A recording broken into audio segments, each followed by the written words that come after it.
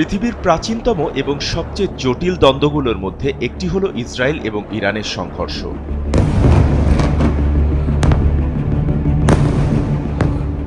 এই দুই জাতির ইতিহাস হাজার হাজার বছরের পুরনো, তবে আধুনিক রাজনীতির আলোকে এই সংঘর্ষের মূল কারণগুলো আরও জটিল। ইরান প্রতিশোধ হিসেবে শুক্রবার রাতে কয়েক ডজন ব্যালিস্টিক ক্ষেপণাস্ত্র নিক্ষেপ করেছে। এরপর শুক্রবার ইসরায়েল জুড়ে সতর্কতামূলক সাইরেন বেজে উঠেছে।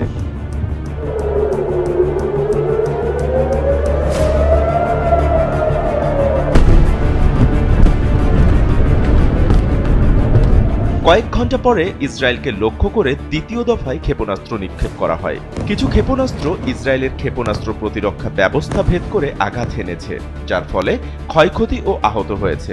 ওয়ালটন আবারও মিলিয়নিয়ার অফারে ওয়ালটন ফ্রিজ কিনে আপনিও হয়ে যেতে পারেন মিলিয়নিয়ার।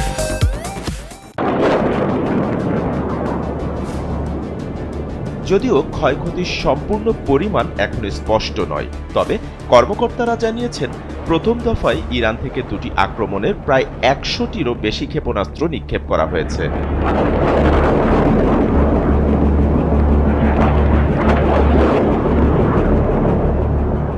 ইসরায়েলি প্রতিরক্ষা বাহিনী ও সাধারণ মানুষকে নতুন করে আবারও আশ্রয় কেন্দ্রে প্রবেশের নির্দেশ দেওয়া হয়েছে এবং পরবর্তী নির্দেশ না দেয়া পর্যন্ত সেখানে অবস্থান করতে বলা হয়েছে। এর কয়েক মিনিট পরই তেল আবিব ও জেরুজালেমে বিস্ফোরণের শব্দ শোনা যায়। মধ্যপ্রাচ্যে যেন ফের যুদ্ধের প্রহর গোনা শুরু হয়েছে। ইরান ও ইসরায়েলের মধ্যে চলমান পাল্টাপাল্টি হামলায় দুই দেশের প্রাণহারীর সংখ্যা লাফিয়ে বাড়ছে। ইরানের সাম্প্রতিক ক্ষেপণাস্ত্র হামলায় ইসরায়েলে নিহত হয়েছেন ২ জন, আহত হয়েছেন অন্তত ৬২ জন। ইসরায়েলে ইরানের সর্বোচ্চ নেতা আয়াতুল্লাহ আলী খামেনি ও প্রেসিডেন্ট রাইসিকে লক্ষ্য করে হামলার পরিকল্পনা করেছে তারা। এর জবাবে কড়া হুঁশিয়ারি উচ্চারণ করেছেন খামেনি। তিনি বলেছেন, তাদের জীবন নিঃসন্দেহে তিক্ত হয়ে উঠবে যদি তারা মনে করে এই আঘাতই সব শেষ। তাহলে জানিয়ে দিচ্ছি, যুদ্ধ শুরু করেছে যারা, তার শেষও আমরাই করব। কেউই অক্ষত থাকবে না। مطمئن باشند و خاطر جمع باشند که در این زمینه هیچ کوتاهی صورت نخواهد گرفت.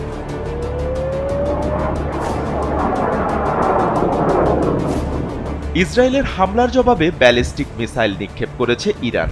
অপারেশন ট্রু প্রমিস 3 নামক এ অভিযানে ইসরায়েলের বিভিন্ন স্থাপনাকে লক্ষ্যবস্তু করা হয়েছে। এতে অন্তত ২ জন নিহত ও কয়েক ডজন আহত হয়েছেন। রাতে ইরান থেকে প্রায় ১৫০টিরও বেশি ব্যালিস্টিক মিসাইল ইসরায়েলের দিকে নিক্ষিপ্ত হয়েছে।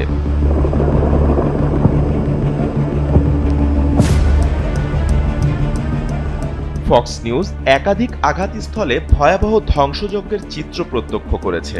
জানা গেছে, গোটা একটি ব্লক প্রায় সম্পূর্ণরূপে নিশ্চিহ্ন হয়ে গেছে, যেন মানচিত্র থেকেই মুছে গেছে।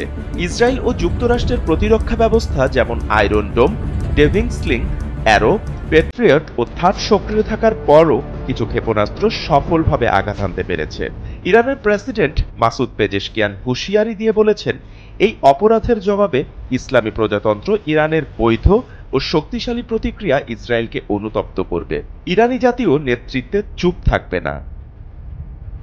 جمعی از شهروندان بیگناه فرماندهان نظامی এটি শুধু একটি আঞ্চলিক দ্বন্দ্ব নয়, বরং আন্তর্জাতিক পরিসরে এর প্রভাব অনেক বিস্তৃত। এই পাল্টা হামলার পর আন্তর্জাতিক মহলে উদ্বেগ সৃষ্টি হয়েছে। জাতিসংঘ সহ বিভিন্ন আন্তর্জাতিক সংগঠন এবং বিশ্ব নেতারা শান্তিপূর্ণ সমাধানের আহ্বান জানিয়েছেন। এখন প্রশ্ন উঠেছে, এই সংঘাতের ভবিষ্যৎ কি?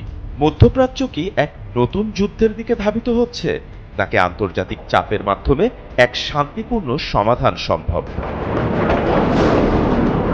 বাপ্পি খান, এসএ টিভি ডিজিটাল।